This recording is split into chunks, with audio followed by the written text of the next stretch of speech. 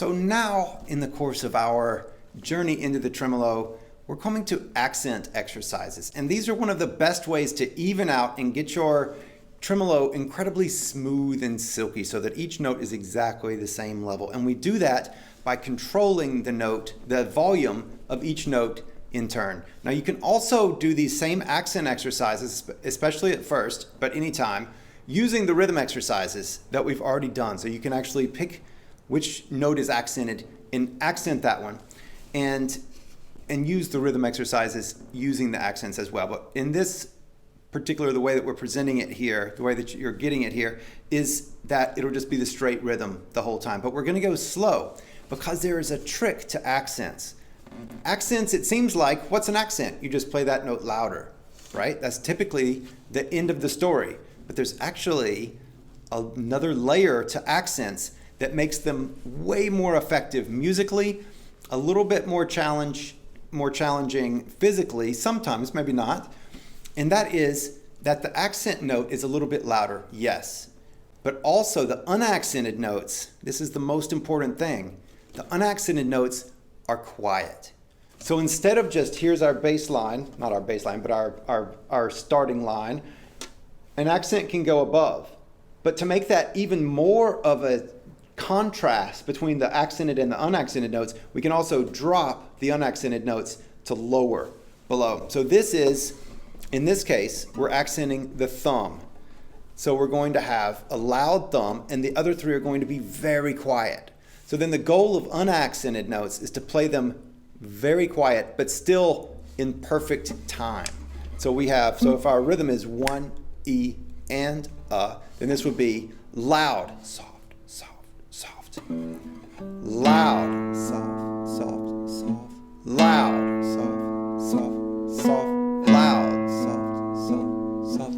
Loud. The note to watch is the note right after the accent. It's the one that wants to be loud as well. And with the thumb, we're starting off with this one, so it's kind of easy because it's easier to play the thumb loud and then the fingers quieter because they're kind of separate things in the hand. But let's take a look at exercise number 2. So here in exercise number 2, the accent is on the A finger. And so now we want the thumb to be very quiet, the A to be very loud, the M and the I to be very quiet. So we have, I go really slow at first here. We have soft, loud, soft, soft, soft, loud, soft, soft. So 1, E and P, A, M, I. So then the question is, how softly can you play the other ones and keep it in absolute steady time? And how quiet can you play the note right after the accent? Because that is the one that wants to, the tension from your hand of playing that one loud note wants to bleed over into it. In this case, it's the M. So it's going to want, if you start to speed this up, you might notice it'll sound like, you'll have 2 loud notes and it'll be the note right after the one you intend. So the goal then is to play those other ones very quiet. You want such a stark contrast, night and day, between accented and unaccented notes. So this is accenting the A finger.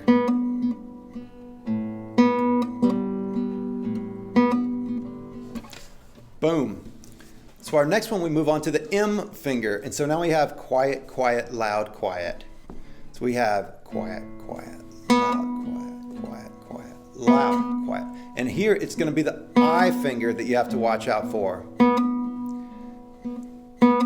The other thing to watch out for is that as you start doing this, to keep track of the movements that we've been working on this whole time.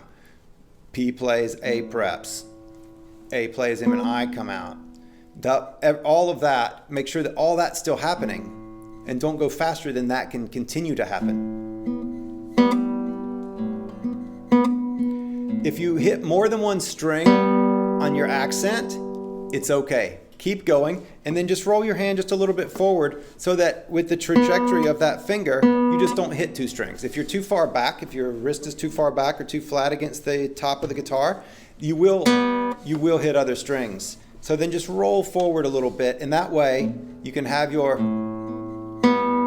full follow through into the hand with that finger and let it follow through. Don't try to stop it.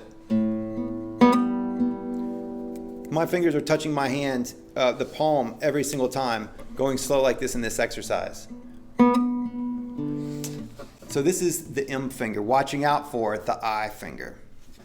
And the last variation is the I finger. So now we have quiet, quiet, quiet, loud.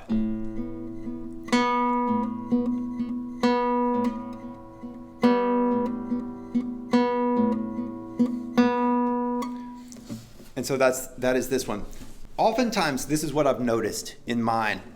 One of the things that you can do, we mentioned this in the practice strategies, is videoing yourself. If you listen really closely, you might find that one finger is popping out. For me, it's the M finger wants to play louder. Just so that if I'm not paying attention, it can be da-da, da-da, da-da. Whereas I want them all to be absolutely even. So then one of the things so this particular one, this number 4, has been really useful to be able to really get the volume of that last note